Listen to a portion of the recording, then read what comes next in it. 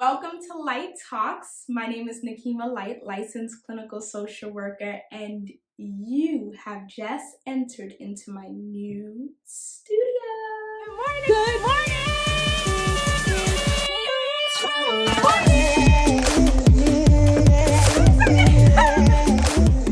I'm so excited to be back and talking about navigating transitions because your girl has been going through ups and downs of many blessings, but of many transitions. So of course, I'm gonna fill you in on where I have been besides minding my business and drinking my water.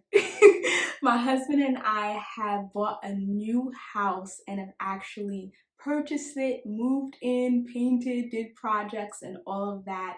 And that's why you are sitting in my new office, which I'm super excited about. But also, like, there's just been so many spaces of transition where we have celebrated our wedding anniversary of 5 years. Love you, say.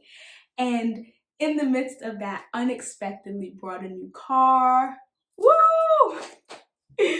More transition, started ministry in small groups with some teen girls. Love you, Daughters Gathering, shout out to you, at my local church. And all of these things have required from me moving from one position to another. I don't know about for you, but transitions have always been challenging for me. Even when we're starting new things, transitions can be something that's overlooked on how to navigate it in ways that are helpful. Let's get right into it. Transitions are defined by the process or period of changing from one place to another, right? Undergoing the process of moving from one position to another. And like I said, transitions have always been a challenge for me. And my husband Isaiah gave me this amazing analogy. And if you were to consider yourself on the dance floor, getting your groove on, and they suddenly change the music to a whole nother genre, and you're encouraged to keep dancing. Now, there's a period, it may be short, depending on how good you could dance, of awkward transition from one style of dancing to another, from one pace to another. There might be some missteps, some stepping on each other's feet. All of those things kind of describe or illustrate for us what transition can look like or feel like. Uncomfortable, confusing, awkward, but we cannot avoid transition. I want to share with you some of the things that I've been learning about transition in this time of rest and Sabbath. So let's start with some other ways of thinking about transition. If you consider the word transition, you can also fill that in with change, with progress, with evolution, with movement, with rite of passage, transfiguration. These are different ways for us to be able to conceptualize what transition can look like or feel like, or even the purpose in which it has in our lives. It plays a huge purpose. And it's important to remember that transition is not forever. It can feel like forever, the awkwardness, the discomfort, it can feel like forever, yet transition is something that will be taking place continuously. So it's not forever, but there will be several periods of transition. I want us to look at the example that we see in scripture of the Israelites, God's people, and their transition through the wilderness into the promised land. So we see how they are in captivity in Egypt, they have enslavement, they have a way of life, a mindset, and they are called out and delivered miraculously by the Lord. And they are called to a promised land of Canaan, flowing with milk and honey, a place of abundance and beyond their wildest dreams. Yet, like every other promise, there's an in-between. So for the sake of the example, the in-between we'll call the wilderness. And oftentimes, when we think of the wilderness, we consider a barren place, a desolate place, a place of seclusion, a place of discomfort, but most of all, a place that is different than what we're used to. I think that it's considerably important to understand that the wilderness is not a place for you to set up or buy a house. Okay, you're passing through. There's going to be a journey of transition from where you are coming out of to where you are currently promised. But it's important in that in between season to be able to grow intimate with the Lord and with yourself, right? There's some giants that are in Canaan that you're called to conquer, even in the promised land.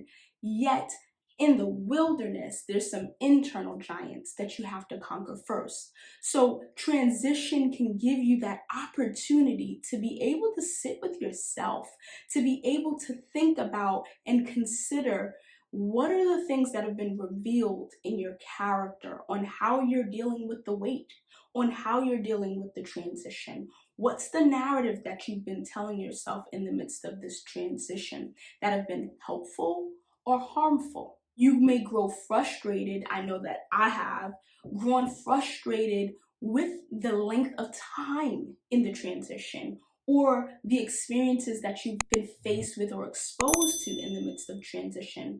But what I've learned is be careful how you respond in the midst of transition. Our emotions of frustration, of sadness, of grief and loss, of anxiety are all valid emotions in the midst of a transition or wilderness season. Yet, I can have an emotion and still respond under the lordship of Jesus Christ and his scriptures that still honor him, that still honor myself, and still honor others. So continue to take an inventory. What are the experiences that you're having? What are the emotions that you're having? And how are you responding to those emotions in the midst of a transition? One of the things that I've seen was knowing my patterns or my default settings. In the midst of a transition, my anxiety level raises, right? And my default setting, which if you watch previous videos, you know is to move fast, is to hurry through life.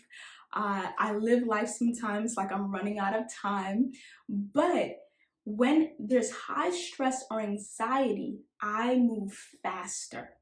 And what I learned even in my marriage or in my relationship, there can be different default settings. So for instance, my husband in high stress environments, in high anxiety provoking environments, his default setting is to move slower. So in the midst of a relationship, that can be a recipe for conflict or strain when wanting to make decisions. So if we're not mindful of, wait a minute, what's the pace that heaven has set for me instead of moving in the midst of my emotions to respond to the internal state that I'm having right now because I'm in transition. You know, I think that that was the huge revelation for us in our marriage. Like, how do we respond in transition? And then what supports do I need to build around or give me accountability to how I should respond?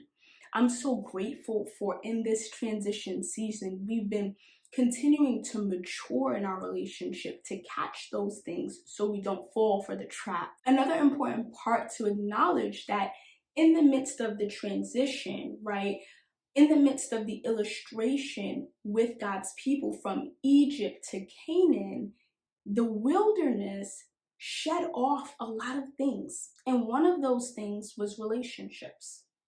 Now, I know we are in this cancel culture. That's not what I'm talking about. But being able to rightly discern that not everybody that starts the season with me will end the season with me and go into the new season with me. There's been so many different experiences that I've had where people want to be along for the journey just because they started. And those relationships have changed in proximity, rightfully so. And we should be able to recognize that and be open to release those relationships if that's what we need to do. But also, don't be afraid to be able to be open to new relationships that the Lord is providing or giving to you from season to season. I know transition can be challenging and it can really push us to engage all our faculties at the same time of self-control and love and patience and all of these different things. But I encourage you, keep walking. You're not building a house in the wilderness. Transition is not forever, right? You will get to the next season and you'll get there with greater wisdom and insight if you will allow the season or the transition to process you in the way that it should. I miss you so much. And if this content has been helpful to you in any way, be an encouragement to me, comment down below, share this with someone, and most of all, go forth and shine your light.